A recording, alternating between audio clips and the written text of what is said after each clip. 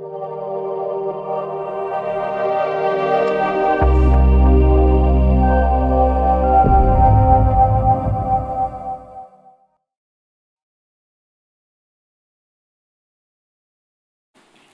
to be here. It's always a treat coming to London. I'm in London, born and bred, but I live in Derbyshire now.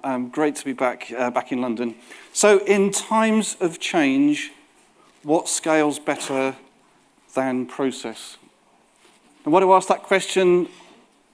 It seems very ironic that the Agile community is so focused on process, so trying so hard to scale process, and the poster gets bigger. And when you understand one corner of the poster, it doesn't help you understand another part of the poster. It's just getting bigger and more complicated. That's what I mean by process as being a difficult thing to scale. So where should we start? What else scales better than process? Well, I'm not going to answer that straight away. We're going to look at this a bit sideways. I'm going to start with a quote.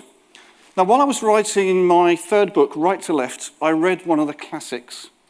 It was Christopher Alexander's The Timeless Way of Building. Who here's read The Timeless Way of Building? Half a hand going up. You should read it. Now, Christopher Alexander, if you're old enough to remember the patterns movement, he was the father of the patterns movement. And it's a great, deep book about architecture in terms of the built environment. But it has so much to say also about other things that we apply architecture to. And obviously that was picked up by the software development community a while ago. But I thought, how does this apply to organizations? I'll read this quote. A thing is whole according to how free it is of inner contradictions. When it is at war with itself, it gives rise to forces which act to tear it down. It is unwhole. The more free it is of its own inner contradictions, the more whole and healthy and wholehearted it becomes. Now, while I was writing that book, I threw this question out there. What if we were in the business of helping our organizations be more wholehearted? And this caused quite a stir. We had a wholehearted curry in London. I was doing a workshop in London, and about 15 of us gathered in one corner of a big curry house. We had stuff up on the walls and everything, talking about what does it mean to be more wholehearted. And what we've come to realize, there are 3 questions that we need to answer, and they follow from that quote. So how do we approach all that would make our organizations unwhole? How do we better integrate it so that it is more whole? And with that word wholehearted, there's an energy there. Where does that energy come from? So we started to think, and we've been thinking about this a few years now, what is the wholehearted organization like? So thing 1, engaging openly on its challenges, imbalances, and contradictions. That's an organization that accepts there are always forces that are going to try to make it unwhole, but we're going to engage openly on them. Thing 2, inviting participation in initiating, developing, and pursuing strategy. Really inviting people in to participate in every dimension of the strategy process, where strategy isn't just something that happens to you, where strategy is on one corner of the poster, and celebrating the initiative of those closest to the need and the opportunity. That's where the energy comes from, the initiative of those closest to the need and the opportunity. What we're going to do now, I'm just going to invite you just to enjoy that for a moment. When that's working at its ideal best for everyone, what's that like? So don't worry about where it's not working, what's in the way of it working and all the rest of it, why we're so far away from that working. Just enjoy it. When that's working at its ideal best for us, what's that like? And when it's working at its ideal best for us, whose needs would we be meeting? What new stories could they tell? Stories of meaningful progress out of struggle. So just enjoy that for a moment. What we'll do now, spend a minute, minute and a half, 2 minutes with your neighbours. It's a chance to introduce yourself to someone you haven't met before and enjoy that. What would it be like if that was working at its ideal best for us? I'll just start the timer, but turn to your neighbours. What's that like? What new stories could they tell? Whose needs would we be meeting?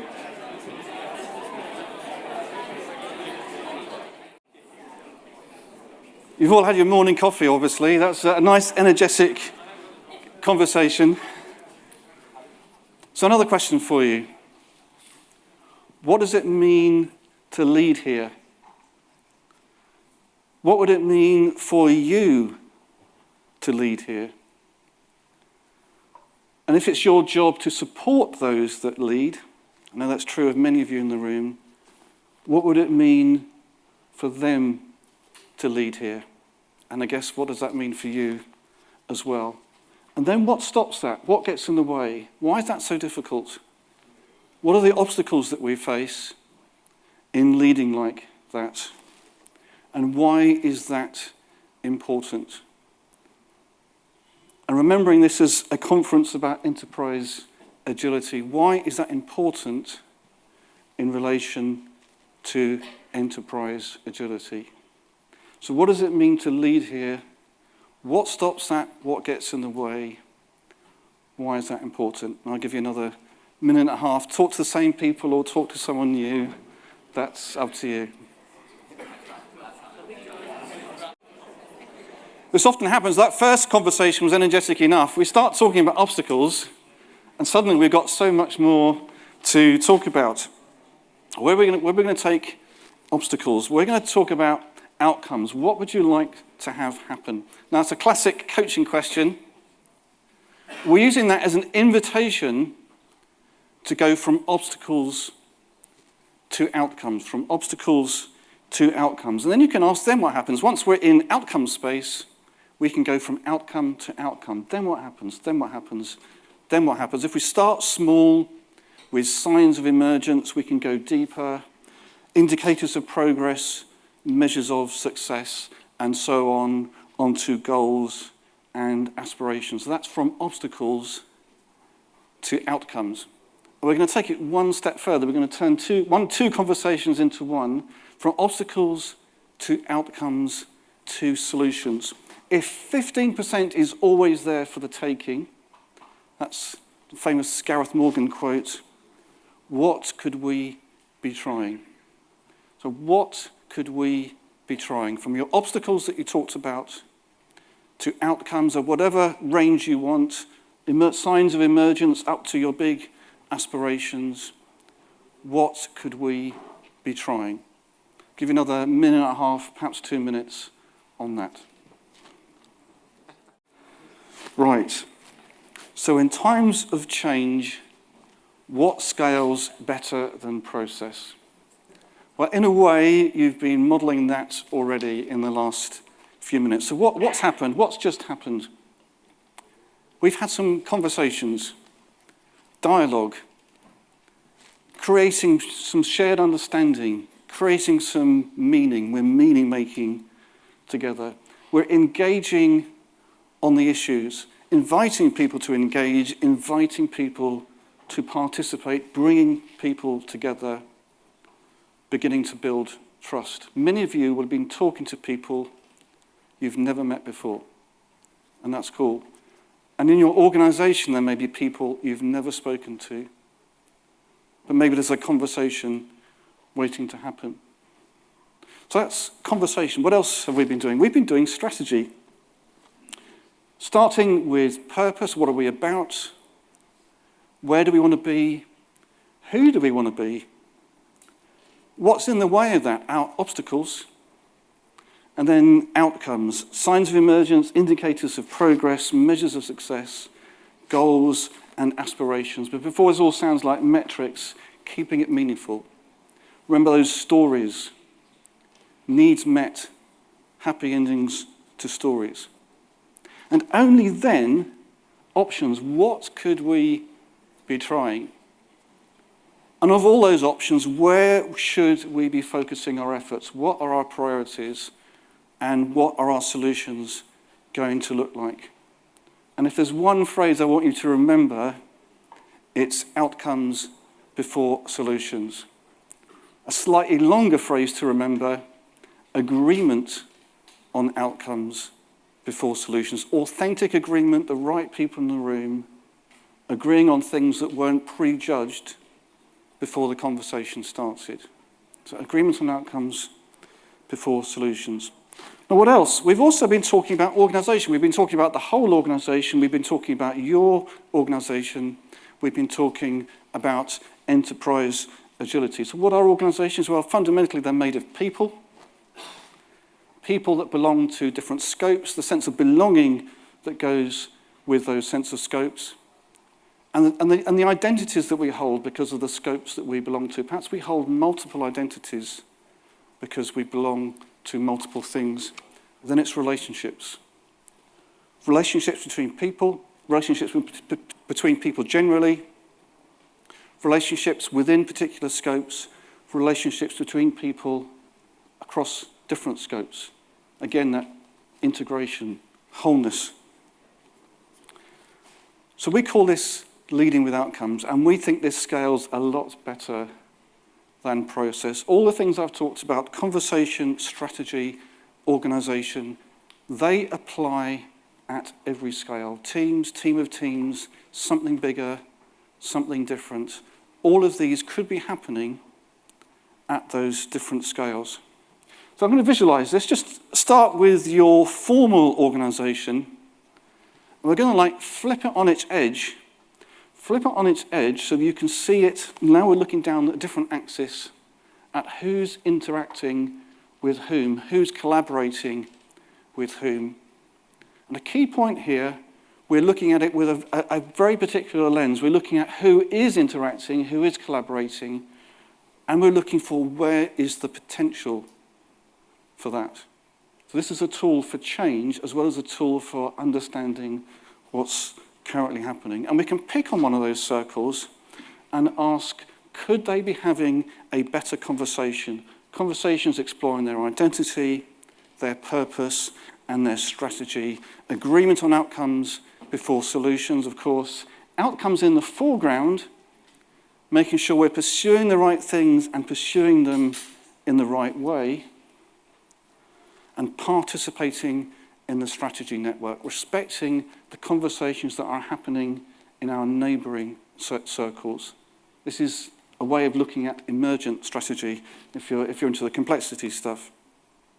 So just to reframe those 3 steps or 3 principles as questions, I hate being prescriptive. I love asking questions, especially generative questions that prompt new ideas. We've been asking these questions for years now, and we keep coming up with new answers. We encourage other people to keep asking these questions, and they come up with new answers. What if we put agreement on outcomes before solutions? That's been the big what if that's driven agenda shift for the last 6 or 7 years. And where does it take us? It takes us to better conversations in strategy, conversations in the language of needs, outcomes, and solutions. How do we keep outcomes in the foreground? Working backwards, right to left, title of one of my books, right to left, working backwards from key moments of impact and learning, where the needs are met and we've accounted for all the learning. And where else could we be developing and pursuing strategy? Having these conversations in those circles, respecting the strategy network, developing the strategy network. So in times of change, what scales better than process? Well, almost everything else, all the things that we've been talking about. If you want the worst place to start to scale, I think process probably is the worst place. One of the ironies of Agile is where we start, and I think we need to start somewhere different, and I highly recommend starting with agreement on outcomes. I'm just about time to finish. My last slide. If you want to find a bit more about leading with outcomes, go to agendashift.com/SEACOM, or SEACON, you can use either. It'll both take you to the same page. There's some free stuff there. For the paid stuff, just for the next month, 33% off and 33% to the organisers of this conference, who we're very happy to support. I'm here all day. We've got more talks coming up talking about outcomes. Edward on next, Simon the very last talk. I'm also staying locally this evening as well, so good chance all day and perhaps into the evening to catch up. Thank you very much. Thank you.